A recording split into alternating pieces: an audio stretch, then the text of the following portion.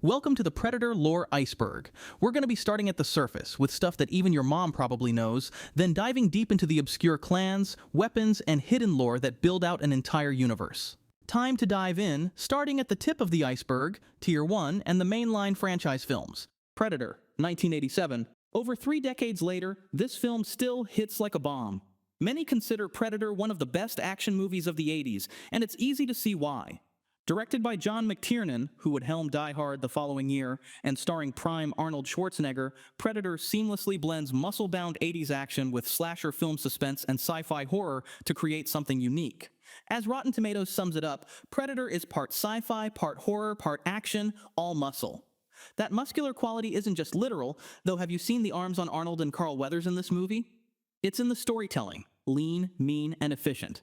The premise is brilliantly simple. An elite special ops rescue team is sent on a rescue mission in a Central American jungle, only to find themselves hunted by an unseen enemy. That enemy, of course, is the Predator, a technologically advanced alien trophy hunter equipped with cloaking camouflage, thermal vision, and an arsenal of deadly gadgets. One by one, the macho men, each a walking stereotype of 80s toughness, are outsmarted and killed, until only Schwarzenegger's character Dutch remains to face the creature mano a mano. It's a classic setup, almost like an Agatha Christie tale by way of Rambo. But what elevates Predator is how it unfolds. McTiernan masterfully builds tension by barely showing the creature for the first half. We get eerie sounds, a camouflaged shimmer, a sudden gruesome death. And when it finally reveals itself, movie magic. Stan Winston's Predator design is nothing short of iconic, one of the coolest movie monsters ever brought to life. Beyond the creature, Predator gave us an absolutely iconic cast of characters and lines. Arnold's Dutch is, of course, one of the great action heroes, resourceful, courageous, and a walking one-liner. He's joined by Apollo Creed himself. Carl Weathers is Dylan, leading to the most memeable handshake in cinema history. You son of a bitch. We get Jesse, the Body Ventura, as Blaine, who ain't got time to bleed. You're bleeding, man. I ain't got time to bleed. Bill Duke as the menacing Mac. Shane Black, yes, the director, Shane Black, as the jokester Hawkins, Sonny Landham as the stoic tracker Billy, and so on. They're walking cliches, sure, but effortlessly cool ones. And the quotable lines, oh boy. If it bleeds, we can kill it. Get to the chopper! Ugly mother... You know the rest. Predator is packed with catchphrases that remain pop culture staples. More self-aware than your average meathead action flick, Predator has a sly sense of humor, balancing bombastic action with some clever subversion, showing that all those muscles and guns are useless against a superior hunter from the stars. The final act, where Dutch reverts to primitive tactics, bows, spears, mud camouflage, to fight the Predator, brings the film full circle. The apex Predator isn't the alien with lasers, but the human with wits and will to survive. Does it have the deepest story or characters? No, and it doesn't need to. Its simplicity is its strength. It's a tightly constructed thrill ride with a perfect blend of scares, thrills, and pure adrenaline-pumping fun. The 80s setting also gives it a certain nostalgic charm. It's a time capsule of an era when action heroes were jacked, aliens were practical effects, and directors weren't afraid to take their time to build suspense. Prey, 2022. It's not often that the 5th sequel in a franchise ends up being one of the best, but Prey pulled off that rare feat. In fact, Prey arguably rivals the 1987 original as the best film in the franchise, friendly debate encouraged. Set in 1719 on the Great Plains of North America, Prey is a bold prequel that flips the script. No high-tech soldiers or city cops, just a young Comanche hunter named Naru, armed with bows, arrows, and unyielding grit. By stripping the franchise down to its essentials, one skilled being versus another in the ultimate hunt, director Dan Trachtenberg created a film that is both refreshingly simple and utterly thrilling. As one critic's consensus described it, Prey is the rare action thriller that spikes adrenaline without skimping on character development. A Predator prequel done right. The genius of Prey lies in its back-to-basics approach. It introduces a feral Predator on what is implied to be its first hunt on Earth, wielding slightly more primitive versions of the Predator weapons, no plasma caster here, but a bolt gun and a retractable wrist shield that can slice when deployed. And it pits this creature against Naru, brilliantly portrayed by Amber Midthunder. a young woman eager to prove herself as a warrior to her tribe. The result is a spine-tinglingly awesome showdown that unfolds almost like a chess match. We watch Naru use her intelligence, her knowledge of the land, and pure determination to level the playing field against an alien with far superior technology. It's Predator distilled to its most important elements, the hunt. Despite being a prequel, Prey is packed with loving nods to the original film and Predator lore, all while carving out its own identity. When Naru's brother Tabe tells her, If it bleeds, we can kill it. it's a respectful callback to Dutch's famous line from 1987, and unlike some cheesy references in other sequels, this one lands. There's also the inclusion of that mysterious 1715 flintlock pistol. Yes, the very same pistol handed to Danny Glover in Predator 2 makes its appearance in Prey, providing a geeky connective thread across 300 years of story, but you don't need to catch any of these references to enjoy Prey. The movie stands on its own as a damn good action horror film. The cinematography showcases gorgeous North American landscapes, the action sequences are inventive, and the film doesn't shy away from gnarly R-rated kills despite being a Hulu Disney streaming release. In fact, the only complaint fans have is that it didn't get a theatrical release. It was that well received. Crucially, Prey also brings heart and brains back to the franchise. We care about Naru and her brother, and we're invested in her rite of passage journey. When the Predator starts picking off French fur trappers and Comanche warriors alike, the violence has weight and consequences. By the time Naru and the Predator face each other one-on-one, the tension is high because the film earned it through careful buildup. Less can be more. One Predator, one hero, a clear conflict, and let the execution shine. And shine it did. Prey garnered the highest critical acclaim of the franchise since the original, with a whopping 94% on Rotten Tomatoes, even higher than the '87 classic score. It's safe to say this prequel unlocked the full potential of the concept in a way we hadn't seen in decades. Prey has something for everyone. For newcomers, no prior franchise knowledge is needed, just the primal thrill of the hunt. For fans, it honors its predecessors with lore-friendly touches. Predator 2, 1990. Set in the then-future of 1997, Predator 2 drops a camouflaged alien into an LA engulfed in a heatwave and a drug gang war. Because why not? It's an easy-to-sell premise, and a lot of the gory, sweaty action of the original remains intact. But the film also earned a mixed reception, initially skewered by critics. Over time, however, Predator 2 has gained a bit of a cult following, and it's not hard to see why. Stepping into the hero role is Danny Glover as Lieutenant Mike Harrigan, an LAPD cop who's as far from Arnold Schwarzenegger's muscle-bound Dutch as you can get. And yet, Glover brings his own gravitas and grit, proving you don't need biceps the size of tree trunks to take on a predator, although it does help. The legendary supporting cast is eclectic 90s fare. We have Gary Busey as a smarmy government agent, Bill Paxton as a motor-mouthed detective, yes, Hudson from Aliens goes up against a predator this time, and even a voodoo-practicing Jamaican gang leader who delivers the hammy line, "Voodoo magic man." It's wild stuff. What Predator 2 gets right is expanding the Predator lore. This film introduced us to new Predator weapons and tech, the retractable spear, the smart disc frisbee of death, the net gun that slices like razor wire, all fan-favorite gadgets that would reappear in later installments. It also established that the Predators have a code of honor and a far-reaching history.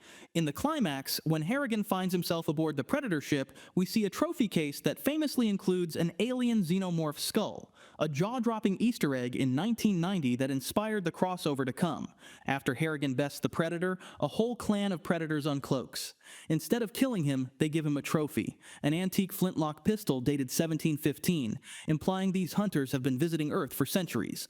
Moments like these deepen the mythology and are pure catnip for series enthusiasts. However, Predator 2 does stumble in places. The tone is uneven and at times almost cartoonishly macho. To critics, the film is even more meat-headed than the first, with a wild, coke-fueled attitude. The attempt to mash up a gritty police crime drama with sci-fi creature horror doesn't always gel. It can feel like two different movies stitched together. The middle of the film is a bit of a drag, until the Predator finally shows up to bust some skulls. But when the Predator action does kick in, it's great gory fun. By the finale, an elder Predator literally handing Harrigan that 1715 pistol, you can't help but grin at the absurd audacity of it all. In retrospect, Predator 2 is a flawed but fascinating sequel, and though it wasn't fully appreciated in 1990, it's now seen as an ambitious cult classic that pushed the franchise forward. Predators, 2010. After a long hiatus and some missteps, Predators came along in 2010 as an attempt to get the Predator franchise back on track. The film's premise is a savvy spin on the original film. Instead of one predator stalking soldiers on Earth, we have multiple predators stalking a group of human killers on an alien game reserve planet. The title is plural for a reason. This time, we are the ones dropped into unfamiliar jungle territory, quite literally, as the movie opens with our protagonist free-falling through the sky into a dense wilderness. Talk about dropping the audience into the action. That protagonist is Royce, played by Adrian Brody, bulking up way beyond his pianist days, channeling a gravelly-voiced tough guy. He's joined by an ensemble of dangerous characters, mercenaries, assassins, a Yakuza hitman, a drug cartel enforcer, even a psychotic doctor. It's like someone grabbed a fistful of the world's deadliest humans and tossed them together. As one critic noted, after a string of subpar sequels, Predators is a bloody, action-packed reboot that takes the Predator franchise back to its testosterone-fueled roots. Indeed, once the carnage kicks in, this film feels closer to the tone of the 1987 classic than anything since. It has a simple survivalist setup and a clear goal. Humans must outwit the ultimate hunters or die trying. Predators does a lot right. The inclusion of multiple predators, including a new breed of larger, meaner predators, sometimes called super predators, raises the stakes. We even see that these bad blood predators are at odds with the more traditional predator. There's a moment a classic-looking predator is found captured and tied up, indicating a sort of intra-species feud. The film is filled with homages that longtime fans appreciated. One character mows down jungle foliage with a minigun in panic, a nod to Blaine's "Oh, painless" scene from the original, and there's a fantastic showdown where the silent Yakuza member draws a katana for an honorable duel against a predator in an open field, a clear tip of the hat to Billy's last stand in Predator, except here we actually see the fight's outcome. The action is among the franchise's best, brutal, well-paced, and varied. Each human character, being a skilled killer, at least stands a chance, for a little while, which makes the cat-and-mouse game more engaging. It all builds to a bombastic finale with plenty of explosions and one-on-one combat. The cast is another highlight. It's an unexpectedly eclectic bunch. Aside from Brody, we have Topher Grace, playing against type as that shady doctor, Alice Braga as a sniper with a moral center, Walton Goggins as a dangerous convict who still manages to crack dark jokes, Danny Trejo as a cartel enforcer, and even Lawrence Fishburne popping up in a wild cameo as a crazed survivor who has outsmarted the Predators until now. This hive of scum and villainy thrown together makes for some juicy interactions. As their bravado falls away to real fear, we get glimpses of character development amidst the carnage. Now, Predators isn't perfect. Some critique that it never fully commits to either being a bold new direction or a pure homage. It sits somewhere in between. The film introduces intriguing ideas, the notion of bad guys versus worse guys, the Predator Clan dynamics, etc., but doesn't explore them deeply. By the end, it somewhat reverts to replicating the original's formula. Mud traps, one-liners, Let's find a way off this fucking planet. and all. As a result, it can feel a bit derivative or safe. The human characters, while more memorable than those in AVP, are still mostly archetypes, and some get dispatched before we learn much about them. The movie also leaves a few threads dangling. It's clear they were hoping to potentially continue the story, as Royce and Isabel remain stranded on the Predator planet when credits roll. However, in the grand scheme, Predators succeeded in revitalizing interest in the series. It proved that you could honor the spirit of the 1987 film, suspenseful hunts in a jungle, practical creature effects, macho posturing and all, while adding just enough new sauce, multiple monsters, new setting, to keep it fresh. If nothing else, it's a fun ride and easily the best Predator film of the 2000s era. The movie's tagline was "Fear is Reborn," and indeed, Predators brought back some of the fear and respect for the franchise that had been lost. Next up is 2018's The Predator, a film whose title drops the number sequence and adds a "the" as if to signify something definitive. Unfortunately, what we got was definitively a disappointment. Director Shane Black, who had a supporting role in the 1987 original, returned to the franchise with promises of a fresh take. Hopes were high that The Predator would revitalize the series after a long hiatus. Instead, audiences were treated to what one critic called a chopped-up narrative, erratic pacing, and a bizarre ending. In short, a studio-meddled mess. So what went wrong? For starters, The Predator tries to cram in a lot. Rogue government experiments, 2 dueling predators, 1 standard Yautja and a giant DNA-upgraded one, predator attack dogs, an autistic child who can somehow decipher alien tech, and hints of a larger expanded universe. The film oscillates in tone, attempting Marvel-style quips and world-building to somewhat disastrous effect. The result is that violence and one-liners abound, but the action feels chaotic and hollow, adding up to another missed opportunity for a franchise, increasingly defined by disappointment, as the critics' consensus lamented. In plainer terms, the Predator throws a lot at the screen, but very little sticks. Behind the scenes, it's no secret that extensive reshoots radically changed the third act. Fun fact, the original climax reportedly involved friendly predators teaming up with humans against hybrid creatures, and even an appearance by Ripley from Alien via time travel. Yes, really. All of that was scrapped. Instead, we got a goofy sequel bait ending featuring a Predator killer exosuit that looks like something Tony Stark might have cooked up on a bad day.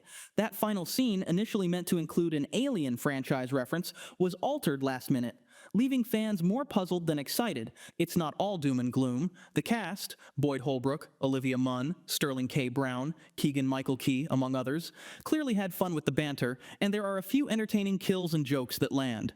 Shane Black's signature dark humor peeks through in the camaraderie of a ragtag group of ex-soldiers who dubbed themselves the Loonies. But those moments are the exception in an otherwise jumbled film. Many longtime fans were frustrated by some of the creative choices. One reviewer said he was actually offended by how bad it was. Perhaps that's hyperbole, but there's no denying the Predator squandered its potential. It tried to go big. Bigger creatures, bigger explosions, bigger ensemble, but bigger isn't always better. In this case, the film's ambition collapsed under its own weight. In our ranking, The Predator 2018 lands near the bottom. It's a loud, clumsy attempt to drag the franchise in a new direction that just didn't click. Now to the surface, Tier 2, with crossovers and new additions, and some of the Predator's most iconic weapons. Plasma Caster. The Predator's signature shoulder cannon is a head-tracked energy projector tied to the biomask's targeting suite. Using the iconic tri-laser designator, it locks onto whatever the hunter is looking at, then hurls superheated plasma that detonates on impact, more than enough to punch through metal and bone. In the original Predator, a single shot blows out Mac's head, a brutal demonstration of accuracy and power. The caster typically draws power from integrated cells routed through the gauntlet/armor, and many hunters tune it with variable output or burst fire, trading stealth for overwhelming force. Because the mount tracks with the mask, the user can strafe, climb, or cloak while maintaining aim. The franchise also shows the tech's evolution. In Prey, set in 1719, the feral Predator carries no shoulder cannon. Instead, he wields a mask-guided bolt gun that launches 3 physical homing bolts, one for each of the lasers in its tri-dot targeting system. The Predator then retrieves the bolts for reuse. Functionally, it's a lower-tech analog to the caster's guidance, same ruthless precision, delivered by arrows instead of plasma. Alien vs. Predator 2004. Next up is Alien vs. Predator, the 2004 crossover event that fans had imagined ever since that xenomorph skull cameo in Predator 2. Director Paul W.S. Anderson took on the challenge of bringing 2 of sci-fi's most iconic monsters together on the big screen. The concept, a team of archaeologists and mercenaries discover an ancient predator temple buried under Antarctic ice, where predators have been breeding xenomorph aliens for centuries to hunt as a rite of passage. Humanity basically stumbles into the middle of an interspecies deathmatch. What could go wrong? Well, quite a bit, as it turns out. Let's start with the positives. AVP does deliver some of what the title promises. When the 2 alien species eventually face off, we get some fun and memorable scenes. There's a particularly cool one-on-one fight between a predator and an alien queen in the climax, which is the kind of comic book splash panel come to life that teenage fans dreamed of. The film also gives a nod to alien lore by featuring Lance Henriksen as Charles Bishop Weyland, a precursor of sorts to the Weyland-Yutani Corporation from Alien, and the lead human character Alexa, Sana Lathan, forms an unlikely alliance with a predator, a twist that could have been interesting, at least in theory.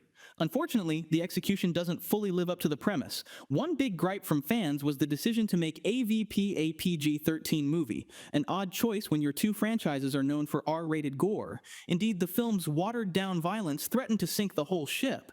While it's arguably the better of the 2 AVP films, that's not saying much. The characters, aside from Alexa and Weyland, are utterly disposable tropes. You probably won't remember most of their names by the end. The plot is a bit jumpy and rushed, taking too long to get to the monster brawls and then not fully capitalizing on them.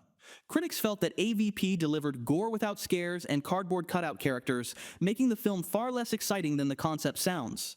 Meanwhile, some fans felt that turning a predator into an ally hero figure undermined the terrifying lone wolf hunter image that made the original Predator so menacing.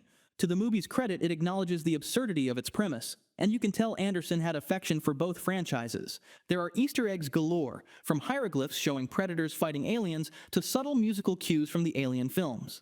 But affection alone doesn't equal quality. In the end, Alien vs. Predator is fan service frozen in a block of ice, literally and figuratively. It has just enough cool moments to be worth a watch for series devotees, but you'll need to turn your brain off and perhaps dim your expectations. Wrist blades. For close combat, the Predator wields the wrist blades, a retractable melee weapon mounted on its wrist gauntlet. The weapon is forged from an unknown, ultra-dense alien alloy, which is resistant to plasma burns and in some instances even xenomorph acid. Controlled by bionerve triggers inside the gauntlet, the Predator can draw the weapon simply by flexing. The wrist blades aren't limited to one design. As we see in Predators 2010, a Yautja can wield a single long blade, while in various comics, Ahab wields a triple-bladed variant. Eagle-eyed viewers would have spotted Deck, the Predator from Badlands, attempting to prop open a window with the traditional double wrist blades in the latest trailer. Which is your favorite variant? Let us know in the comments down below. Aliens vs. Predator, Requiem, 2007. When it comes to the Predator franchise, Requiem is an appropriate name for a movie that should probably stay buried. Aliens vs. Predator Requiem, often abbreviated AVPR, is widely regarded as the weakest entry in either the Alien or Predator series. This 2007 sequel had a simple B-movie setup. A Predator and a swarm of xenomorph aliens, plus a hybrid Predalien, wreak havoc in a small Colorado town. On paper, that sounds like a creature feature fan's dream match. In practice, it plays out with all the grace of a young child smashing two action figures together, as one reviewer aptly put it. In other words, a loud, messy brawl with zero finesse.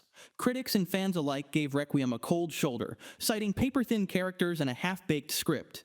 Even by Monster Mash standards, the story and human cast are entirely forgettable, serving only as cannon fodder between creature fights. To its credit, the film cranks up the gore. This is a hard R bloodbath compared to its PG-13 predecessor, but that alone couldn't save it. In fact, Requiem became infamous for being literally too dark, visually. The movie is so poorly lit that it's notoriously difficult to tell what's happening on screen for large stretches. As the Rotten Tomatoes consensus quipped, Requiem's extra gore and violence can't excuse the film's disorienting editing, excessively murky lighting, and lack of new ideas. Ouch! That said, we'll toss Requiem one small bone. The Predator itself, nicknamed Wolf by fans, is kinda badass. He's an elite veteran hunter cleaning up a xenomorph infestation, which in another film might have been a cool premise. There are a few blink-and-you-miss-'em Easter eggs, too. Keep an eye out for a certain trophy from the Alien universe displayed early on. But thanks to the dim lighting, you literally might blink and miss them. In the end, AVP Requiem is the bottom of the barrel for Predator's cinematic outings. Predator, Killer of Killers, 2025, landing far closer to the franchise's high ground than its swamps. Killer of Killers is a lean, vicious animated anthology that splits its hunt across three eras: Viking sagas, feudal Japan, and World War II. Each a self-contained chess match of tactics over noise. It channels the stripped-back clarity that made Prey sing: clean objectives, readable geography, brutal payoffs. The anthology format gives it variety without bloat. Even when the animation quality wobbles, the staging and creature beats keep snapping into place. As lore, it's more than a side quest. A closing tease widens the canvas with hints of a broader Yautja stasis program and nudges the timeline toward the next chapter. Predator Badlands takes us to Genna, aka the most dangerous planet in the universe, where the trees want to swallow you and the vines will suffocate you. This world isn't just inhospitable. No predator has ever made it out alive. Our story follows Deck, a young Yautja runt cast out by his clan. He is an underdog with something to prove. His trial? Hunt an unkillable apex predator on Genna during his first ever hunt. Along the way, Deck collides with Thea, a Weyland-Yutani synthetic who's missing the lower half of her body. She promises to help him in his mission. This film isn't just monster-on-monster mayhem. It's a story of survival, honor, and redemption, with some family drama to add a bit of spice. Deck's father, a clan elder, embodies the tradition he's struggling to live up to, turning the hunt into a personal reckoning. And here's the twist that sets Badlands apart. For once, the Predator is the hero, the underdog we're rooting for. To his elder father, Nyor, a clan elder who measures worth by the sword, Deck is a source of shame. Faced with exile or death, Deck's larger, battle-tested brother Quay convinces their father to grant Deck a chance to prove himself in the hunt, by traveling to Genna and bringing down the Kalisk, a creature that, according to Thea, cannot be killed. Thea, A Weyland-Yutani synthetic played by Elle Fanning is brilliant, curious, and newly exposed to real danger after a life in the lab. She brings knowledge and a fresh perspective, even downloading intel via a sleek earpiece. Her sister model Tessa is the counterweight, mission-driven, militant, and ready to oppose Thea if the company's objectives demand it. Their presence raises the stakes. This isn't just a hunt, it's a fight for respect inside a rigid hierarchy where your worth is proven on the blade's edge. On the company side, Abe, a synth nodding to Alien's David Walter lineage, floats around the mission as a potential ally or complication, depending on whose orders are in play. Put it together, and Badlands isn't just Predator versus monster. It's Deck versus expectations, from his clan, from the company, and from a planet designed to kill him. Now to Tier 3, and some of the better-known Yautja weapons and clans. The fact that the Predator species are called Yautja goes here as well. Jungle Hunter Clan. The Jungle Hunter Clan is the most recognizable faction within Yautja society. They appear in the original Predator, 1987, and 2010's Predators, as well as featuring frequently in the expanded lore. Members of this clan embody the classic ideals of the hunt. The original jungle hunter from Predator is widely believed to have belonged to this clan. The clue is in the name. Likewise, the crucified predator from Predators is described in lore as one of theirs too. In keeping with their traditionalist values, jungle hunter predators favor classic weaponry. They wear the original style biomask. They don't kill the unarmed and will acknowledge bravery in their prey. The most famous jungle hunter encounter takes place in the fictional country of Val Verde in 1987. This lone Yautja stalks an elite military team, led by Alan Dutch Schaefer, played by Arnold Schwarzenegger, through the jungle. The jungle hunter kills all of Dutch's team except for Dutch himself, whom he deems worthy prey. In their final confrontation, Dutch outsmarts the creature with traps and defeats it. Accepting his loss, the jungle hunter activates his self-destruct device to die honorably. The jungle hunters hold deep contempt for the Super Predator clan in an ongoing feud. In Predators 2010, the Super Predator clan keep a captive jungle hunter bound in a cruciform pose until Royce cuts him down. The jungle hunter briefly allies with Royce, then challenges the berserker and is beheaded in the process. We'll be getting to the Super Predators later, so stay tuned. Next up, we have the Los Angeles Hunting Party. The LA Hunting Party is one of the most iconic and mysterious groups in all of Predator lore. Fans call them the Lost Tribe, also Lost Hunters, because that's how they appear in the end credits of Predator 2, and for years nothing in canon shed any further light on who they were or where they came from. Predator 2 is set in a Los Angeles gripped by a scorching heat wave and a vicious gang war. A Predator clan visits the city, but only one member, the City Hunter, actively takes part in the hunt. Over the course of its spree, it leaves a trail of bodies: gang soldiers, King Willie, 2 LAPD detectives, and finally, the entire OWLF task force. After the City Hunter is honorably killed by Detective Mike Harrigan, the clan's elder Greyback rewards Harrigan with a flintlock pistol before the group departs Earth aboard their mothership. This demonstrates this clan's respect for the honor code. The Lost Tribe is regarded as one of the most respected Predator clans. Their elder, Greyback, has been tied to centuries of hunts. After the Los Angeles incident, the clan disappears without a trace, leaving behind only their legend, Self-destruct device. The most feared and respected piece of technology in the Yautja arsenal, the self-destruct device triggers a massive plasma-based explosion, capable of vaporizing everything within a large radius. Using it symbolizes honor, secrecy, and vengeance among the Yautja, who would rather die with dignity than be captured or defeated. It's also used to erase all evidence of Predator technology, ensuring that the hunt remains a secret to outsiders. The self-destruct device makes its spectacular debut in the very first movie, Predator. The jungle hunter initiates a countdown from his gauntlet, laughing menacingly before unleashing a massive explosion. In Predator 2, Keyes says the Val Verde blast destroyed enough rainforest to cover 300 city blocks. Nyor's clan. In the new film Predator Badlands, Nyor is introduced as a ruthless Yautja chieftain who despises weakness, so much so that he orders his stronger son, Quay, to execute his runt brother, Deck. Quay defies the command, a violent clash with their father follows, and Quay sends Deck away to prove himself in the hunt. Deck's trial takes place on Genna, a hostile, arid world teeming with lethal flora, megafauna, and even colossal machines. The trailers have shown Deck battling a hostile environment, rescuing a legless Weyland-Yutani synthetic named Thea, played by Elle Fanning, and learning that Genna is the most dangerous planet in the universe. It also introduces a second synth character, Tessa, also played by Fanning, who appears to oppose Thea and Deck. From what we've seen, clan culture is brutally merit-based. Deck must choose a legendary quarry on Genna and survive the hunt to reclaim his standing. Combi Stick. A Yautja classic that never goes out of style. The combi stick is a telescoping, multi-section spear that snaps from compact baton to full polearm, built for adaptability and shock impact. Biometric locks keep it from collapsing on strike, while some variants add serrations or barbs for extra bite through armor and chitin. First showcased clearly in Predator 2's Penthouse Massacre, the City Hunter wields a long, spear-weighted version, perfect for crowd control, reach, and pinning prey to walls, illustrating how the extended form dominates open rooms and vertical spaces. Shorter baton-length configurations can be seen in the AVP movies. They excel in corridors, tunnels, and dense brush, where quick feints, parries, and jabs matter more than reach. Hunters often carry both profiles in one weapon, collapsed for stealthy movement and sudden stuns, then deployed to full length for sweeping hooks and finishing thrusts. The alloy construction resists acid long enough for close work, making it a reliable choice in hive encounters. There's a trade-off. When fully extended, the combi stick won't cloak with its wielder, turning the user into a bigger visual target. Skilled Yautja mitigate this by striking from concealment, extending at the last instant, and collapsing immediately after the kill, leveraging both the staff's brutal leverage and the baton's compact vanish-on-demand profile. The Antarctica Clan. This clan, also known as the Isolated Clan, reflects the deeply ritualistic side of Predator culture. In Alien vs. Predator, 2004, it's revealed that this elite Yautja group has established a secret hunting ground, a pyramid under Bouvet Island in Antarctica, where they return every century to perform a sacred rite of passage. An early scene shows Sebastian DeRosa translating hieroglyphs that say, "Every 100 years the gods would return, and they would expect a sacrifice."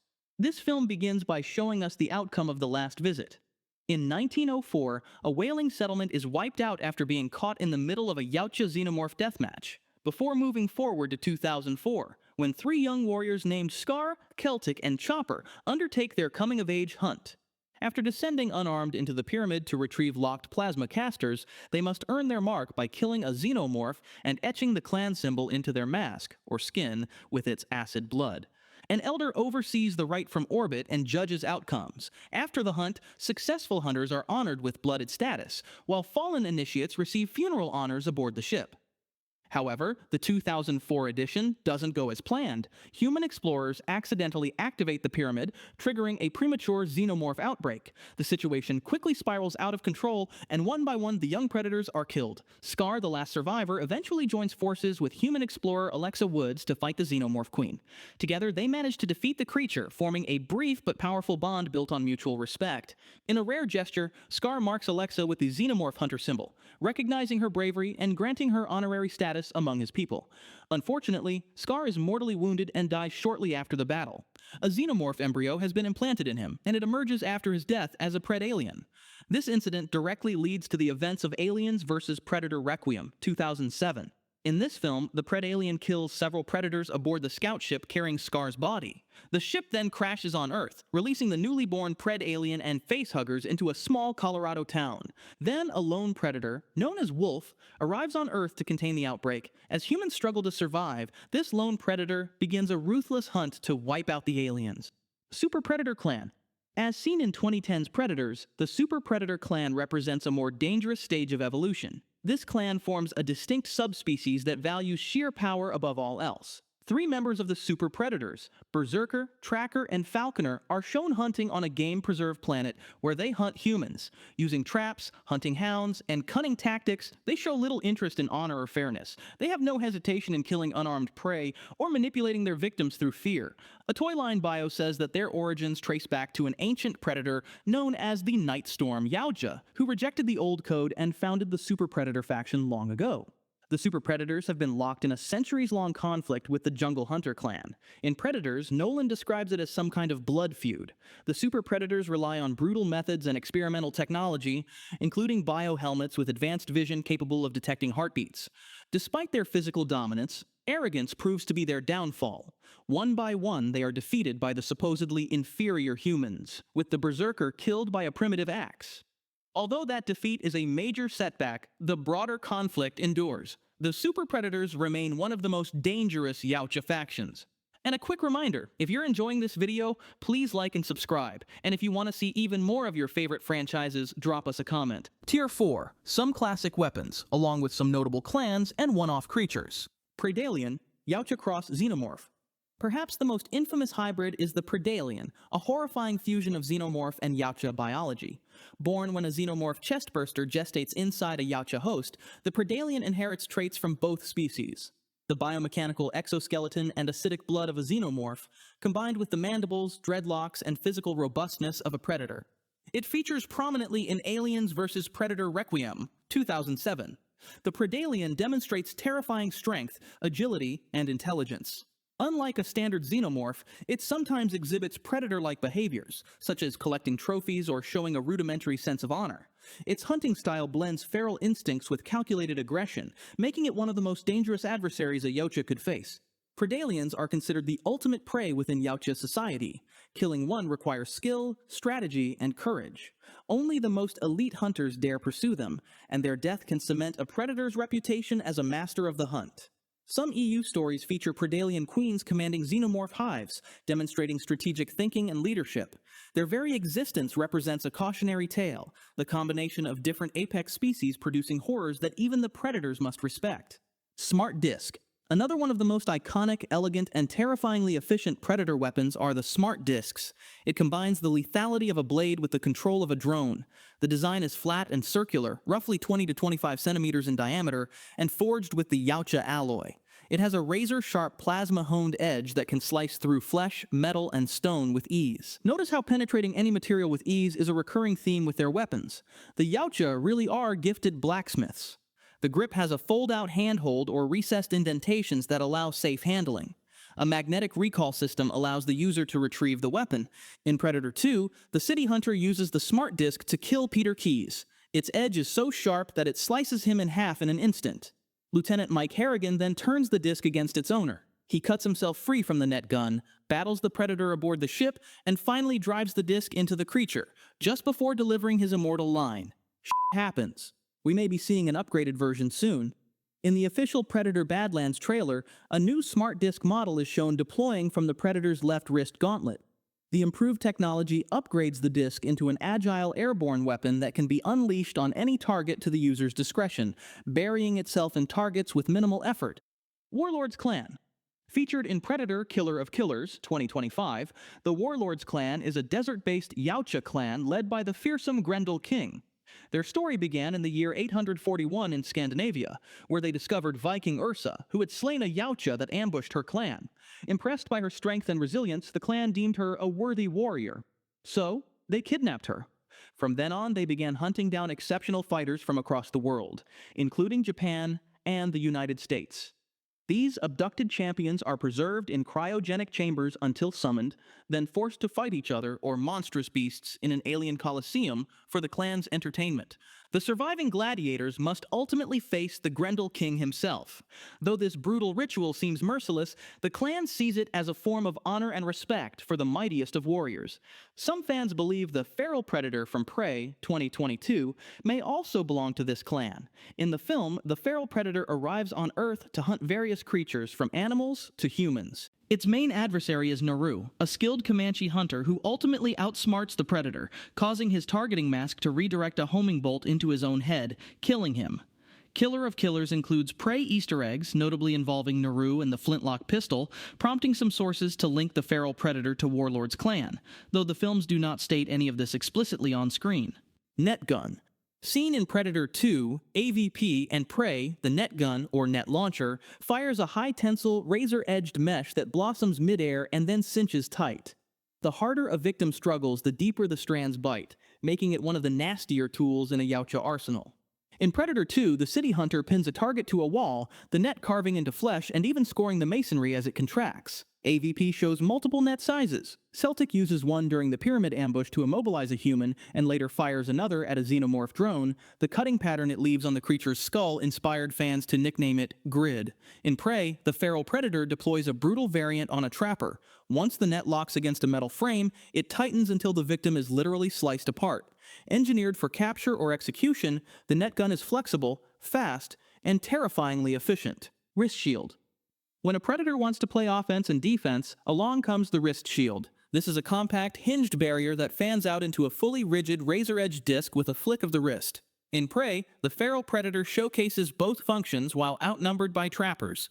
In one seamless motion, he braces a victim against a tree and snaps the shield outward. The expanding edge shears clean through the neck. A beat later, he angles the same disc to catch incoming fire, using the rigid face as cover while he advances. Tactically, the shield behaves like a buckler crossed with a circular saw.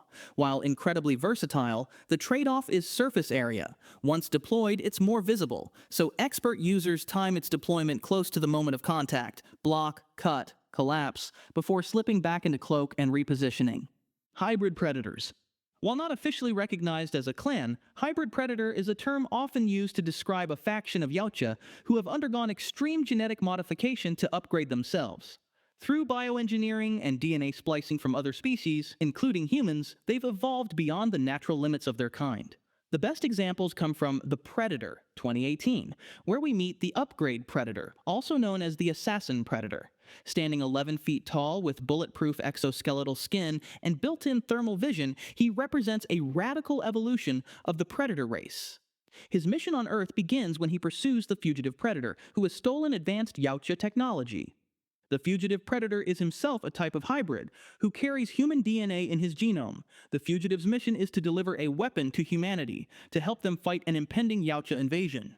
He relies not only on advanced technology, but also on his natural weaponry, using his mandibles, claws, and even bone spurs from his forearms to dispatch enemies. Despite his violent nature, Fugitive displays a sense of humor and a surprising level of morality, but he's ultimately killed by the far stronger upgrade predator in the Battle of the Hybrids. Upgrade predator. Yautja tech and genetic science converge to produce the upgrade predator, a towering, genetically enhanced hunter. Spliced with DNA from other apex species, it possesses nearly impenetrable skin, heightened senses, and adaptive camouflage that does not require traditional cloaking devices.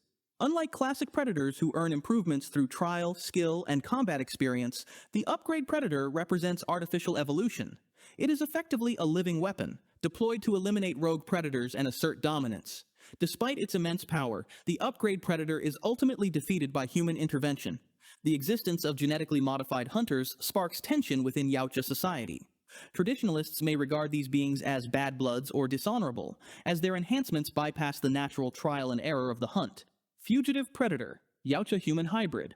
The fugitive predator incorporates human DNA, resulting in subtle physiological and behavioral enhancements, perhaps a leaner build, slightly improved cognitive reasoning, or environmental adaptability. Unlike the upgrade, these changes do not compromise honor. The fugitive demonstrates restraint, sparing an unarmed biologist's life, and operates with a personal moral code aligned with classical Yautja values.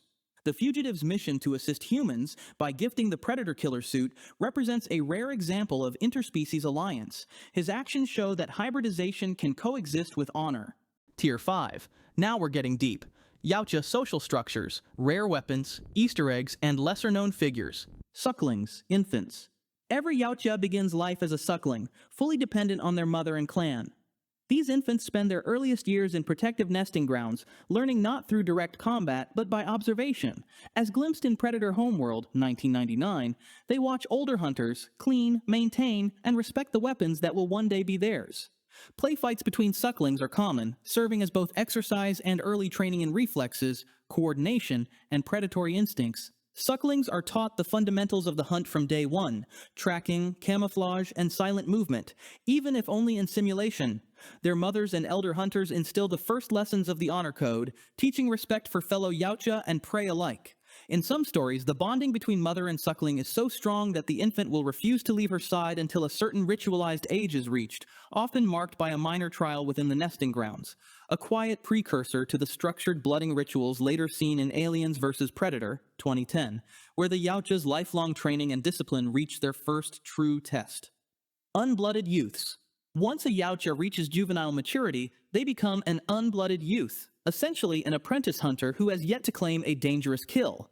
These young hunters train in groups under the supervision of experienced mentors, practicing with basic plasma casters, wrist blades, and simulated prey, much like the early training sequences described in Aliens vs. Predator Prey, where reckless young hunters struggle to earn their first true trophies. Unblooded youths are taught strategy, ambush tactics, and trap setting in controlled hunts. They are brash, energetic, and prone to recklessness, a trait tolerated because the mentor's no experience is the ultimate teacher. These youths often face tests against artificially enhanced prey or in ritual combat scenarios to instill caution, patience, and ingenuity. This kind of simulated trial training is echoed in the opening Predator campaign of Aliens vs. Predator 2010, where the blooding rite is prepared through immersive training arenas. The honor of the clan is paramount. Unblooded youths are forbidden from challenging higher-ranking predators or hunting dangerous creatures unsupervised. In some comic arcs, particularly Prey, unblooded youths undergo shadow hunts, secretly following seasoned predators to learn lessons in humility and observation, skills that cannot be taught in practice simulations alone. Young blood hunters. A young blood marks the first stage of true independence in the hunt. These predators have graduated from apprenticeship but must now prove themselves in the field against lethal prey. Xenomorphs are the classic trial given their ferocity and adaptability, but other dangerous species are also acceptable targets. The Aliens vs. Predator 2004 film highlights the peril of this stage. 2 of 3 young bloods sent to Earth perished before completing their first hunt. The surviving young blood performs the blooding ritual, claiming their first trophy and officially ascending to the rank of blooded warrior. This moment is sacred, often accompanied by clan ceremonies and acidic markings on the young blood's mask or forehead. During this phase, predators learn firsthand that cunning, patience, and respect for prey outweigh brute strength. A young blood may experience psychological trauma during failed hunts, a rite of passage that separates the truly capable from the reckless. Some young bloods develop early specialties, tracking, ambush tactics, or dual wielding, which shape their future roles in the clan. Blooded warriors. After a successful first hunt, a young blood becomes a blooded warrior. This rank is earned through skill, courage, and adherence to the code of honor. As seen in Aliens vs. Predator 2004, this transformation is marked physically with the clan symbol etched in the acidic blood of a slain xenomorph, a permanent testament to prowess and survival. Blooded warriors gain full privileges, independent hunting rights, the ability to select their prey, and the authority to collect trophies that signify personal achievement. In the classic Aliens vs. Predator Prey comic and novel, this stage also marks the first point at which a predator may mentor others, with seasoned blooded hunters guiding new initiates through the moral and tactical code of the clan. Cultural expectations for blooded warriors are strict. Honor dictates behavior. Indiscriminate killing, hunting defenseless prey, or violating rituals can result in censure or even exile. Blooded warriors form the backbone of predator society, their actions reflecting the strength and values of the clan. This phase is where individuality begins to shine. Hunters cultivate signature fighting styles remembered in clan lore for centuries, a tradition echoed in the Aliens vs. Predator 2010 game, where the Predator Dark completes his own blooding and ascends as a fully recognized warrior. Elite Predators. Elite Predators are seasoned hunters who have demonstrated mastery over the hunt. Highly skilled, cunning, and often feared, they undertake the most dangerous assignments and mentor younger hunters. In Aliens vs. Predator Requiem, Wolf serves as an exemplary elite predator, containing the xenomorph outbreak on Earth while exhibiting strategic foresight and battlefield awareness far beyond that of younger hunters.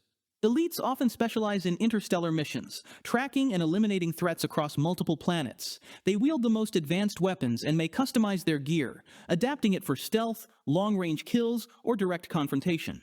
Elite predators embody the perfect balance of strength, intelligence, and honor, traits that define the Yautja at their peak.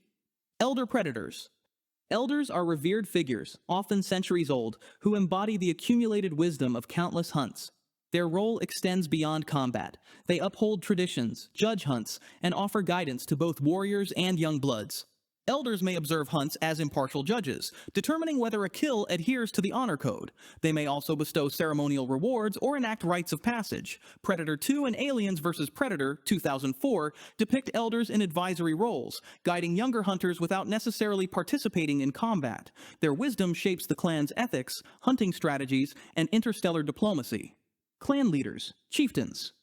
Clan leaders wield both authority and responsibility. They enforce the honor code, direct major hunts, and manage internal clan affairs. As shown in Predator the Preserve, Marvel Comics, leadership may be held by elders or exceptionally respected warriors, and it is not strictly gendered.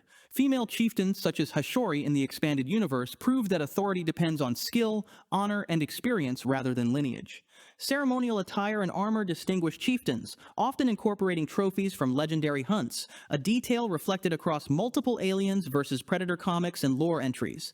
They arbitrate disputes, resolve breaches of code, and oversee interclan interactions. A leader's judgment can determine not only an individual hunter's fate, but the survival and reputation of the entire clan. Ancients. Ancient predators are survivors of centuries, often operating outside conventional clan hierarchies. These legendary hunters carry unique trophies, having confronted prey that may no longer exist in current timelines. The comic Predator homeworld showcases such figures, whose accumulated knowledge makes them formidable in combat and invaluable as historians of Yautja culture. Ancients are often solitary, engaging with clans only for extraordinary hunts or ceremonies. They embody the species' evolutionary development, a living link between the primitive hunters of millennia past and modern Yautja society. Predator King, Mythic Apex. At the pinnacle of Yautja hierarchy lies the mythical Predator King, a figure said to command multiple clans across worlds. Rarely encountered, these rulers may have consorts, predator queens, or princes, in expanded universe lore. While this concept has remained largely speculative, the movie Predator Killer of Killers, 2025, introduced the Grendel King, a modern interpretation of royal Yautja leadership that blends myth with military authority. The Predator King embodies ultimate strength, honor, and dominion over the hunt. Though seldom seen in mainstream canon, comics and novels have long portrayed such figures as the supreme arbiters of the honor code, beings whose influence shapes culture, politics, and interstellar law. From the Grand Elders referenced in older Dark Horse lore to the modern reinterpretations emerging in new media, the idea of a Predator King endures as a symbol of absolute mastery within Yautja civilization. Predator Killer Suit. The Predator Killer Suit is an advanced exoskeleton designed by Yautja technology for human use. Gifted by the fugitive Predator in 2018's The Predator, the suit allows a human to access Predator-level abilities, shoulder-mounted plasma casters, wrist blades, targeting systems, and likely adaptive camouflage. Within lore, the suit represents a momentous gesture, a Predator entrusting a human with its technology to combat rogue hunters. It symbolizes honor and cooperation, demonstrating that capability and courage can transcend species boundaries.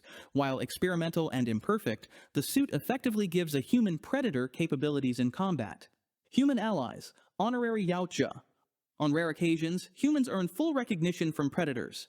Machiko Noguchi, from the Aliens vs. Predator comics, survived a xenomorph outbreak alongside a predator and was formally blooded, given the Yautja name Dadtudi, and integrated into the clan. She trained, hunted, and participated fully in Predator society, navigating both cultural challenges and interpersonal skepticism.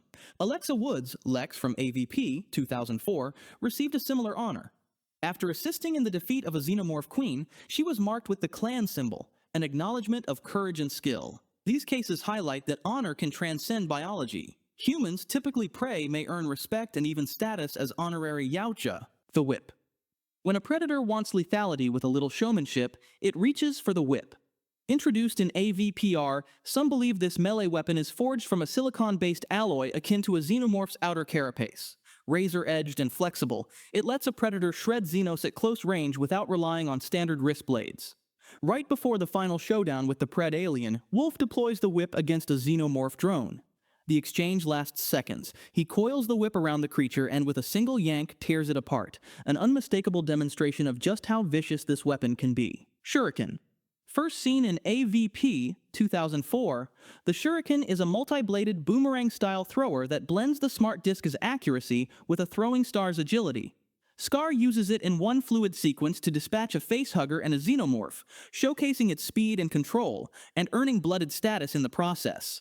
The weapon's star-shaped frame houses multiple curved blades that can retract individually at the user's command. Forged from the same alloy as other Yautja melee gear, it can shear through limbs and most terrestrial materials, precision with flair and portability. In The Predator, 2018, the Shuriken's lethality is underscored when it slices a soldier's arm clean off, so fast he doesn't realize it until moments later. Ceremonial Dagger. Perhaps the most sacred Yautja sidearm, this short blade carries heavy cultural weight. It's used in rites of passage and for marking significant kills. After felling a facehugger and xenomorph in AVP, Scar uses his dagger to slice into the facehugger and then etch his mask with its acidic blood, an emblem of honor, courage, and readiness to join the ranks of true hunters. Spear gun. When a predator wants reach without closing distance, it turns to the spear gun. Despite the name, it doesn't launch the entire spear, only a razor-edged projectile tip. In Predator 2, the city hunter uses it on Goldtooth's crew, firing a Y-shaped head that punches clean through victims before ricocheting or burying itself once momentum fades. The effect is surgical and brutal, pinpoint impacts at range with the penetrating power of a thrust. Recovered fragments in the film baffle LAPD forensics and a consulting scientist who notes the alloy isn't found on the periodic table, further proof of the Yautja's scientific sophistication. Compact and silent, the spear gun doubles as executioner and sniper tool, extending the spear's lethality far beyond arm's length. Yautja bow. Teased in the Badlands trailer and featured in Predator Hunting Grounds 2020, the Yautja bow reimagines a classic silhouette with alien engineering.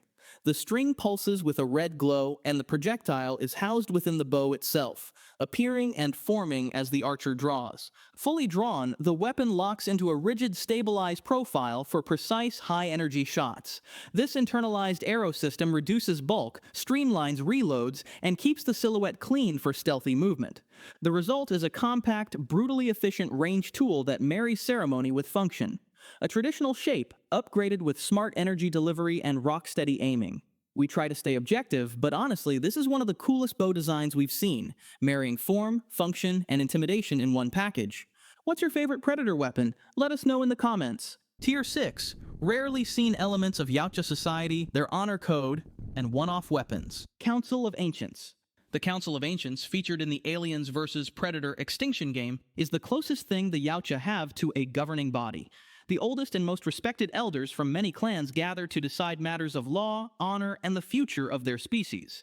The Ancients don't rule forever. In time, they look for worthy successors among lesser clans. These chosen clans are secretly tested through deadly trials. In one mission in the game, which takes place on LV-742, the Predators have to kill certain Marine lieutenants and claim their skull as a trophy without drawing attention. But that's not all. For their final test, they must infiltrate a xenomorph hive, slay its queen, and claim her skull as a trophy. Good luck with that. Bad Bloods. Criminal outcasts. These are the most notorious outcasts among Yautja. These are hunters who betray the honor code, attacking clanmates, innocent prey, or failing to respect the sacred rules of engagement. Exile is the typical fate of a bad blood. Some are hunted relentlessly by their former clans, while others are left to wander across worlds, accumulating infamy. In Predator Bad Blood, Dark Horse Comics, a rogue predator wreaks havoc on Earth, killing indiscriminately and prompting an enforcer to track him down. His actions show how a single dishonored hunter can disrupt interstellar order and bring shame to their lineage. Bad Bloods often display extreme cunning and brutality, combining feral instincts with learned tactics. They are sometimes considered the ultimate challenge for honorable predators. Defeating a Bad Blood requires not just strength, but strategic precision, moral clarity, and patience. Enforcers. Honorable justice. Where there are Bad Bloods, there are enforcers. Predators who embody the law and moral authority of their kind. Enforcers are elite hunters entrusted with locating and eliminating dishonored members, acting as judge, jury, and executioner. Enforcers exemplify the ultimate balance of honor and lethality. In Predator Bad Blood, an enforcer risks its life to pursue a rogue hunter, ultimately paying the price in combat. Similarly, the cleaner Predator in Aliens vs. Predator Requiem performs a similar role, neutralizing xenomorph infestations and ensuring that dishonorable hunters do not violate the code. Their equipment and tactics are specialized for this purpose. Enforcers may wield enhanced weaponry, rely on advanced tracking technology, and employ stealth techniques honed over centuries. But their greatest weapon is not their gear, but their reputation. A disciplined and honorable predator, feared and respected across the galaxy, whose mere presence can deter dishonorable acts. Poachers. Sometimes called the rival clan, they show what happens when the Yautja Council of Ancients turns rivalry into a test of honor. Featured in Aliens vs. Predator Extinction, this clan is one of two chosen to compete for control of the hunting world LV-742. The poachers are known as outcasts among their kind, yet they command great respect for their skill in the hunt. But when human scientist Dr. Kadinsky captures a clan member for his experiments, it results in the birth of a Predalien queen. Though the full outcome is unclear, it's likely the poachers are banished for allowing such an abomination to exist. Long before recorded history, Earth's ancient civilizations hosted deadly visitors from the stars. A scene from Aliens vs. Predators 2004 reveals that it was the predators that taught humans how to build pyramids, becoming worshipped as gods in the process. Pyramids weren't just monuments, they were arenas, where young warriors would prove themselves or die. And the predators' gifts to humankind came at a cost. They demanded human sacrifices, using them to breed xenomorphs for the hunt. This epic history lesson is revealed in the inscriptions of the pyramid that's found under Antarctic ice in Aliens vs. Predators 2004, right before all hell breaks loose. But we'll be getting to that a bit later. According to these hieroglyphs, this hunting ritual came into existence around 2896 BC and established the cycle of battles between predators, humans, and aliens. Over centuries, human settlements were destroyed when predators detonated their self-destruct devices to contain xenomorph outbreaks. The remains of these events became lost to history, known only through myth. Plasma gun, predator sidearm. A one-handed variant of the plasmacaster, this pistol fires compact bolts of charged energy. In AVPR, Wolf repurposes a damaged shoulder cannon into a handheld sidearm after acid corrosion makes it unusable as a mount. He draws it during close-quarter scraps with xenomorphs, and even in its jury-rigged state, a single shot proves lethally effective, matching the stopping power of a standard caster in a more agile, point-and-shoot form. Power Punch Glove. When even brute force isn't quite enough, predators turn to this gauntlet-mounted striker. Seen in AVPR on Wolf, it functions like powered knuckle plating integrated into the wrist gauntlet, amplifying each blow. Wolf demonstrates its muscle with a single, devastating punch that smashes through debris and clears his path out of the sewers. Proof you really don't want to be on the receiving end. Scimitar. The scimitar is a brutal wrist blade variant. Used by the super predators and clan leaders, the weapon is a single blade, roughly the length of a human sword and definitely sharper, mounted on the wrist gauntlet. We see it in 2010's Predators, used by the Berserker Predator, a dishonorable Yautja. The weapon's lethality is displayed in the brawl against the crucified Predator, when the Berserker removes his head with a single swing. The scimitar can also be used as a projectile. In the same movie, when Isabel injures the Berserker, the Predator takes aim and fires the scimitar right through her shoulder, impaling her to the wood of the fallen tree. Wrist Harpoon. Introduced in The Predator, 2018, this gauntlet-housed launcher fires a high-velocity spike trailed by a razor-wire tether, essentially a powered garrote at range. Worn by the upgrade Predator, it can impale, reel, or sever targets in one motion, giving the user brutal control over distance and restraint. Sleek, compact, and purpose-built for shock takedowns, it's shown as a specialized tool rather than standard Yautja kit, with few appearances elsewhere in established lore. Hover mines.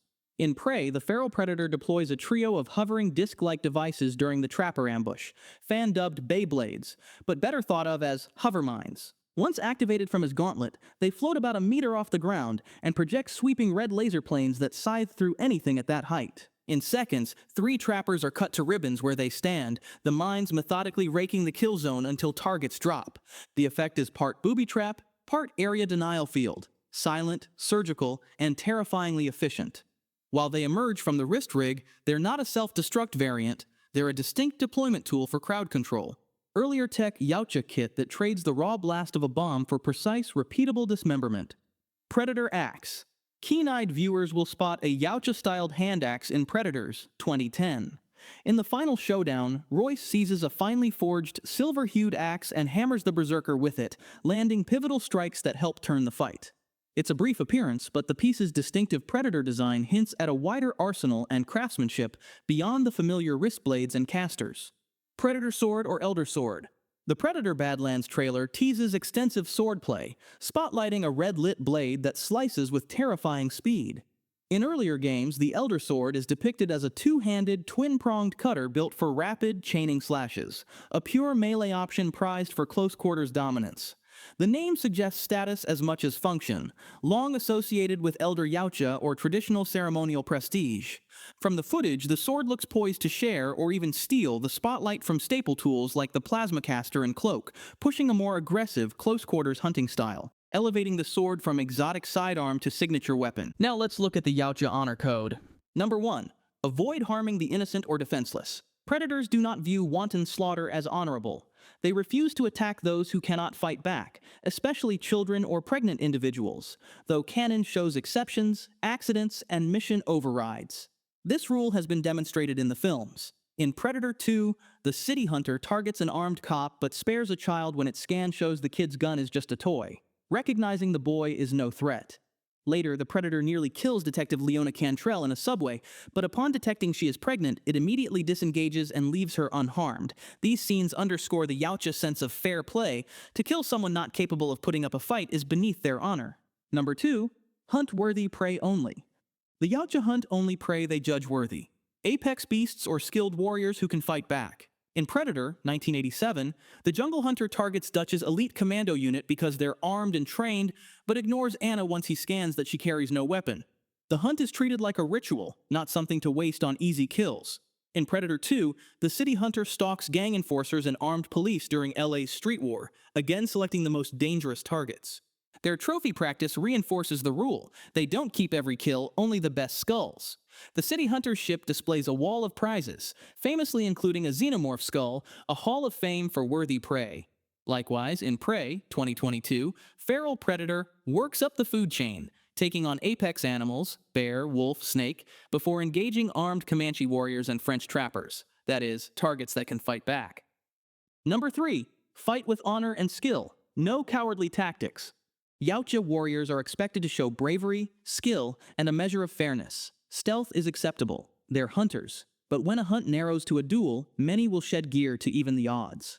In Predator, 1987, once Dutch drops his guns, the jungle hunter removes the plasma caster, shoulder cannon, and even the biomask to fight hand-to-hand, turning the finale into a true duel.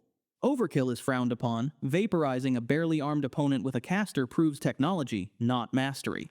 The preferred kill showcases technique, not just tools. That doesn't mean predators always fight fair. They'll cloak, trap, and snipe during a tough hunt. But when it narrows to an honorable finish, a true Yautja often strips down to basics. Games show this too. In AVP 2010, predators frequently close to wristblade range for trophy claims, emphasizing personal prowess. And when an enemy is beaten, an honorable Yautja ends it cleanly. Lingering torment is the mark of a bad blood, not a proper hunter. And if you're enjoying this video, do the honorable thing. Like and subscribe. Number 4. Remain hidden and observe. Stealth and patience are central to Yautja hunting. The pursuit is treated as a ritual, and remaining unseen is part of proving mastery. Predators spend hours or even days observing prey, using their cloaking fields and vantage points to study patterns before making a move. Revealing themselves too early is considered both careless and dishonorable, undermining the test of the hunt. There's also a practical motive, keeping their existence hidden from advanced species like humans. In Prey, much of the mid-film stretch is patient stalking, ambushes from cloak, striking search parties, and the trapper's camp from cover rather than announcing itself. Only when cornered does he lose that secrecy. In games like Predator, Hunting Grounds, players are likewise rewarded for using stealth, shadows, and patience before striking. If a predator is discovered, they will either erase the witnesses or withdraw, ensuring the mystery of their kind endures. Number 5. Honor the results of a fair fight. When a Yautja is defeated in fair combat, the result is honored, even if the victor is not one of their own. Predator 2 makes this clear.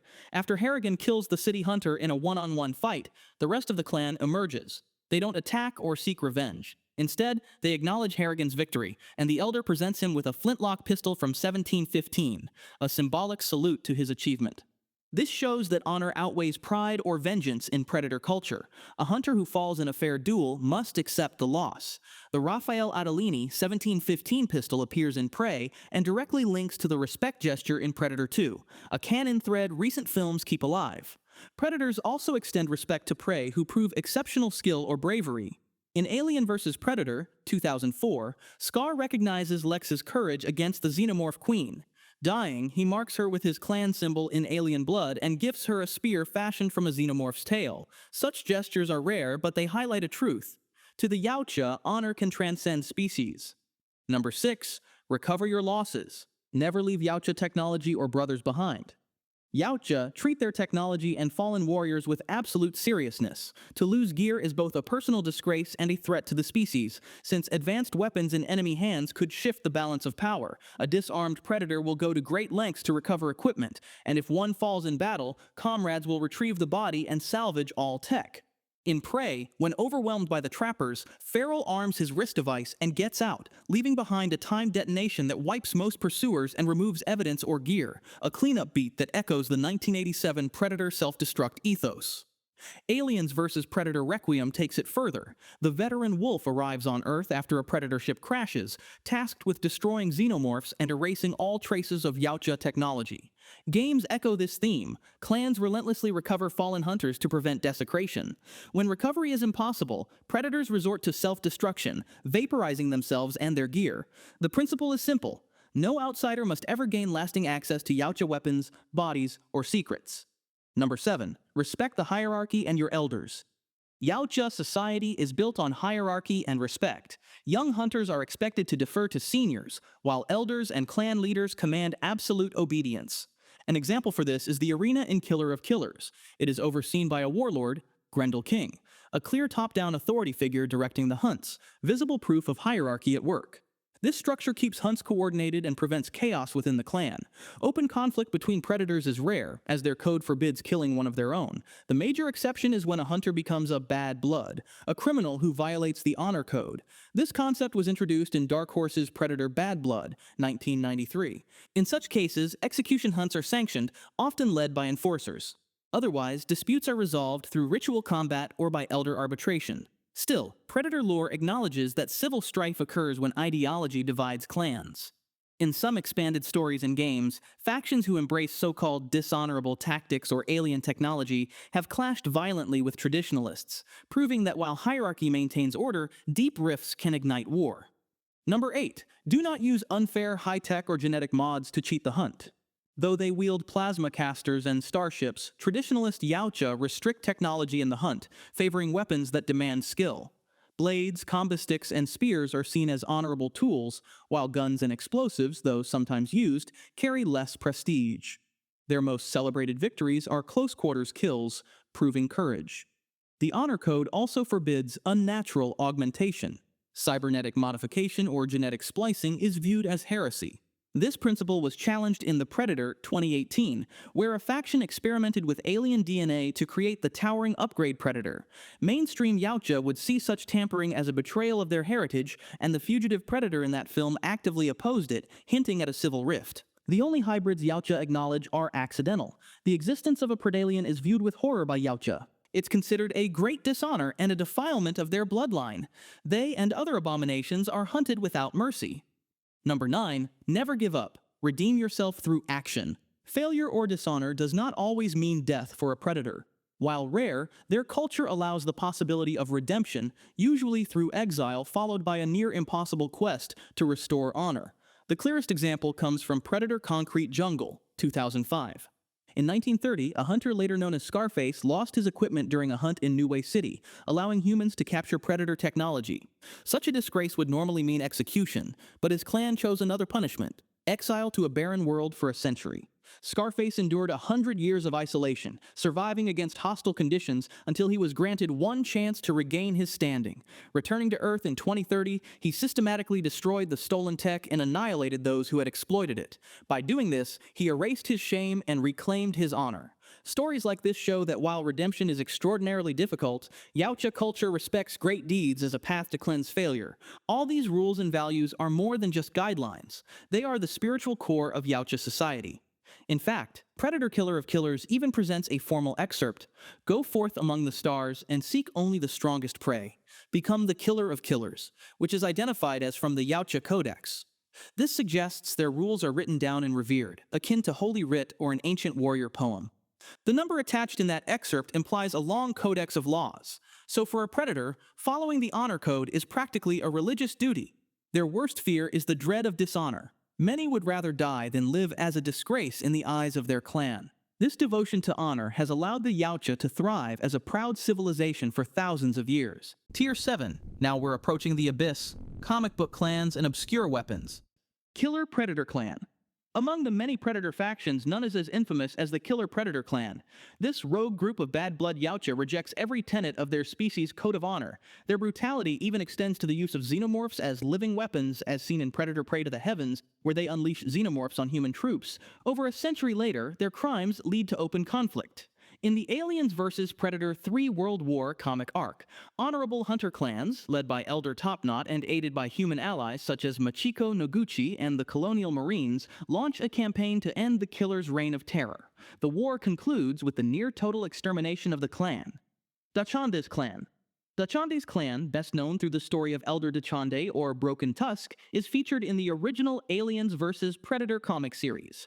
Following Yautja tradition, Dachande's hunters release xenomorph eggs on planet Ryushi to create a controlled hunting ground for young warriors. However, a tragic accident destroys their landing craft and leaves Dachande badly injured. With Dachande incapacitated, the leader position is passed to a young and impulsive hunter named Tichinde. He leads the group into a reckless assault against the enemies. When Dachande finally recovers, he discovers the chaos and confronts Tichinde in single combat, killing him and restoring what remains of the clan's honor. Smiley's Clan. Smiley's clan represents a different kind of Yautja group. Unlike others that engage with humans, this clan is obsessed with hunting xenomorphs. Their story unfolds in the Aliens vs. Predator Civilized Beast comic, set in the late 24th century. Smiley and his hunters arrive on a human-colonized planet in pursuit of an alien hive. The hunters are caught off guard when a massive swarm of xenomorphs emerges from an ancient temple. Within moments, nearly the entire clan is wiped out. Only one predator survives, none other than Smiley himself. Gotham City Hunting Party. Another memorable encounter takes place far from alien worlds, deep in the heart of Gotham City. In the Batman vs. Predator comics, a lone Yautja comes to Earth to hunt Gotham's most dangerous criminals. Nicknamed the See-Through Slasher, this predator's violent spree catches Batman's attention and leads to a brutal confrontation between the Dark Knight and the alien hunter. Against all odds, Batman manages to defeat the predator in single combat. Shortly after the duel, a group of predators appear in Gotham. Led by an elder, the clan retrieves their fallen warrior and enforces a brutal Yautja custom as punishment for failure: ritual suicide by sword. In a final gesture of respect, the elder hands the sword to Batman, honoring him as a worthy opponent. Cursed Earth Predators. In the Predator vs. Judge Dredd vs. Aliens Splice and Dice comic, the Cursed Earth Predators showcase another rare side of Yautja behavior. This group of 5 predators come to the wastelands outside Megacity 1 for a hunt, but soon find themselves facing a greater threat. A deranged scientist named Dr. Reinstadt captures one of them to experiment on, creating a monstrous Predalien hybrid. The remaining predators join forces with Judge Dredd to stop the experiments and destroy the hybrid creatures. Together they battle an army of genetic mutants. Although most of the predators are killed in the fighting, one survivor nicknamed Two-Face stands alongside Dredd at the end. Acknowledging Dredd's courage, the predator gives a brief nod of respect and departs peacefully after retrieving his fallen comrades. Lost Colony Predator Clan. The Lost Colony Predator Clan appears in the Superman and Batman vs. Aliens and Predator comic. They represent one of the rare times the Yautja choose to live in peace rather than hunt. During the Ice Age, their ship crash-landed in the Andes Mountains, leaving them stranded on Earth. With no way to return home, the survivors decided to stay hidden. Unlike most predator clans that travel across the stars in search of worthy prey, the Lost Colony adapt to a settled lifestyle. They raise families, teach their young, and hunt local wildlife to sustain themselves and maintain their skills. The Lost Colony Predators later join forces with Batman and Superman to eliminate the alien threat in a battle high in the Andes. Rogue Space Tribe. This small group of predators, consisting of Spiked Tail, Laser Shot, and Armored Lost, is completely detached from traditional clans and codes of honor.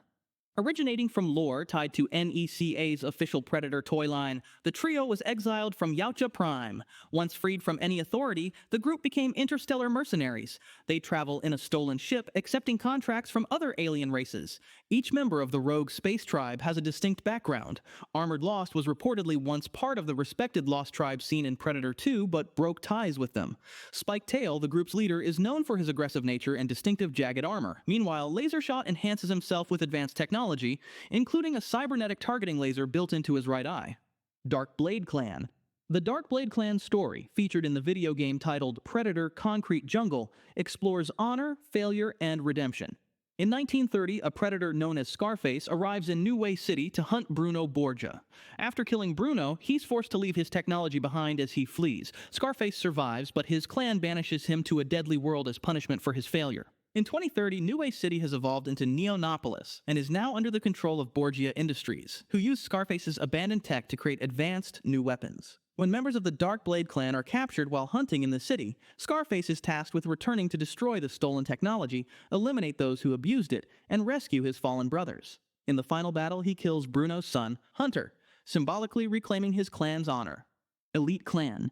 Among the Yautja, few clans command as much respect as the Elite Clan, a brotherhood of master hunters who thrive on the most dangerous challenges. Introduced in the Aliens vs. Predator video game, this clan is small but powerful, known for operating across several planets, including BG-386. The game itself follows a young predator known as Dark. After proving himself and earning the rank of elite, Dark is sent to BG-386 with two fellow predators to investigate a distress call from missing young bloods. His hunt takes him to Weyland-Yutani's labs and then to a pyramid where he battles the hybrid abomination. Belize Clan. The Belize Clan's story unfolds in the Predator Hunters 3 book. It's a small Yautja group operating deep in the jungles of Belize. Two members of this clan have been conducting a hunt using an underwater cave as their base and trophy chamber. One of the hunters, marked by a silver biomask, breaks the Yautja code by killing unarmed humans. His clanmate, who wears a brown mask and still respects the code, refuses to tolerate such dishonor and kills his silver-masked brother. Later, more clan members arrive, including an elder. They retrieve the fallen hunter's body and tend to the wounded brown mask before departing. Glaive, twin-bladed staff.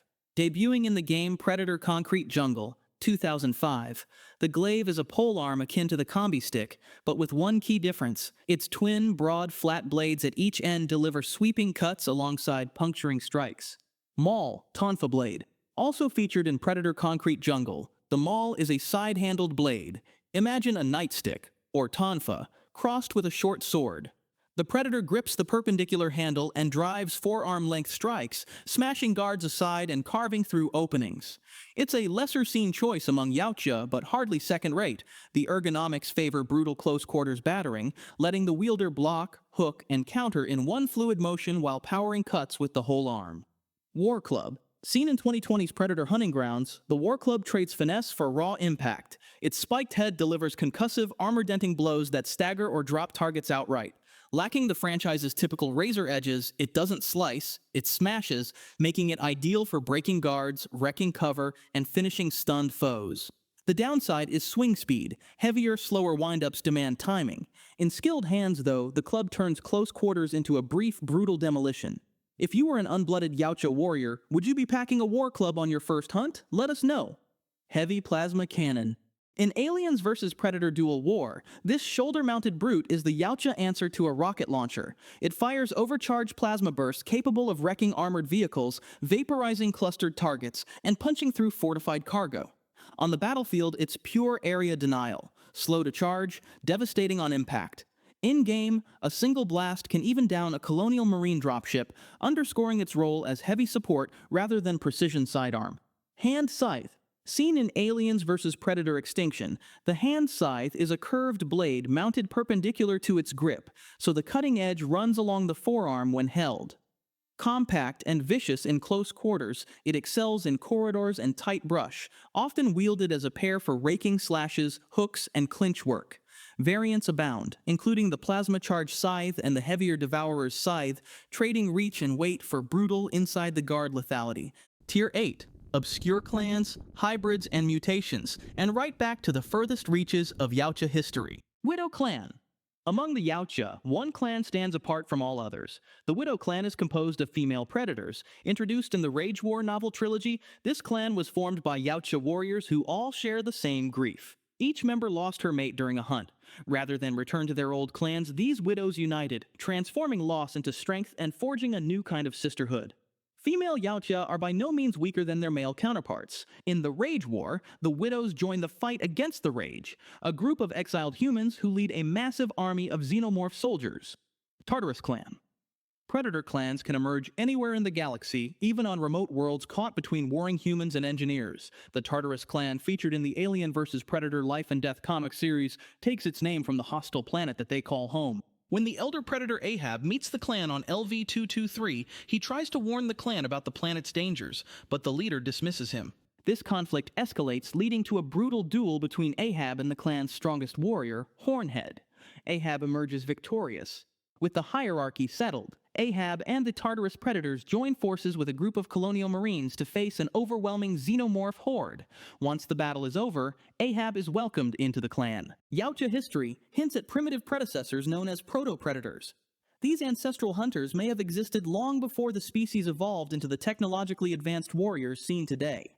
In Predator Homeworld, human scientist Dr. Maya Bergstrom speculated that early predator-like creatures might have evolved on Earth, perhaps resembling therapsid, mammal-like reptilian forms. According to her theory, these creatures were later transported to Yautja Prime by an unknown force. These proto-predators were likely feral hunters, relying on natural weapons, primal intelligence, and instinct rather than advanced technology. Later encounters with ancient or unusually old Yautja, such as the playable Ancient in Aliens vs. Predator 2 Primal Hunt, suggest vestiges of this primal heritage: massive claws, primitive hunting methods, and a raw, instinct-driven behavior. The proto-predator serves as an evolutionary bridge between the earliest hunters and the spacefaring Yautja. Hish-Qu-Ten, the others. In some Dark Horse novels, the Hish-Qu-Ten are introduced as an alternate Yautja subspecies. Also known as the people who take territory, they differ significantly from traditional Yautja in biology and culture. Hish-Qu-Ten are taller, around 8 feet, cold-blooded and hermaphroditic, capable of switching sexes throughout life. This biological flexibility alters social structures. Breeding is dynamic and gender roles are fluid. Hish possess a specialized kill gland that releases rage-inducing hormones, driving them into berserker fury. While medicines can regulate these glands, unscrupulous individuals have used them to manipulate enemies or rival clan members.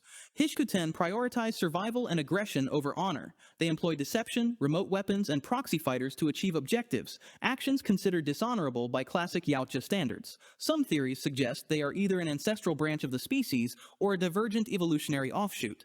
Predator hunting grounds hints at this. Hish might have been early predators who eventually adopted the honor-based culture of modern Yautja. Regardless, the Hish-Qu-Ten underscore that predator society has always been adaptable. Alpha Predator, Ka'il, First Hunter. One of the most revered figures in predator folklore is Ka'il, often called the Alpha Predator or First Hunter. His story merges elements of the Hish legend with early Yautja history, creating a myth that explains both technological advancement and the cultural evolution of the species. First introduced through the NECA Alpha Predator figure and later expanded in Predator Hunting Grounds, Ka'il's tale redefined the origins of Yautja civilization within official extended lore. According to this account, the Hish-Qu-Ten were once enslaved by the insectoid Amengi, forced to fight as gladiators and laborers while their natural hunting instincts were exploited for amusement. Ka'il rose as a leader among his kind, rallying the enslaved hunters in a rebellion that overthrew their masters. Following the victory, the predators commandeered Amengi technology, adapting it into the weapons, armor, and spacecraft that became the foundation of modern Yautja civilization. Ka'il is celebrated as an honor-bound hunter who transformed a brutal struggle for freedom into a codified way of life. Infected Predator, Black Goo Mutation. The engineer's black goo, introduced in the Prometheus universe, crosses paths with Yautja biology in the Fire and Stone Aliens vs. Predator comics. Exposure to this accelerant pathogen creates infected predators, hulking, grotesque mutations that lose all sense of honor and reason. Transformed into a mindless killing machine, one of these mutated Yautja grows larger, even sprouting extra limbs in some material, and becomes nearly unstoppable. It attacks indiscriminately, even turning on allied predators, illustrating the horrifying consequences of uncontrolled bioengineering. Within Yautja culture, such mutants are often called husks, signifying that they are stripped of their identity, honor, and intelligence. These creatures highlight the Yautja obsession with genetic purity and the perils of tampering with nature. Four-armed Predator. In Predators Preserve the Game, a rare four-armed Yautja appears as a formidable anomaly. This predator possesses an extra set of arms, increased musculature, and enhanced physical strength. Though deadly in combat, it lacks the intelligence of standard Yautja, suggesting that its creation may have been the result of genetic experimentation or punishment-based exile. The four-armed variant charges with raw power, wielding multiple melee weapons simultaneously. Humans Royce and Isabel survive through cunning and resourcefulness, illustrating that raw strength alone does not guarantee dominance. White Hybrid, 3-species splice. These are among the most extreme and imaginative Yautja-related experiments. In Aliens vs. Predator, Deadliest of the Species, a rogue AI named Toy creates monsters combining xenomorph, Yautja, and human DNA. The apex of this experimentation is the White Hybrid King, a pale, hulking creature with predator mandibles, xenomorph tails and limbs, and human-like intelligence. Unlike other hybrids, the White Hybrid King demonstrates cunning, the ability to communicate, and the capability to propagate itself by offering facehugger-like embryos to potential allies. Its intelligence sets it apart from standard Predaliens or xenomorphs. However, its ambitions are violently curtailed. An alien queen defeats it, and the remaining white hybrids are annihilated. Thanks for watching. For the deepest of deep dives into Predator lore and beyond, don't forget to like and subscribe.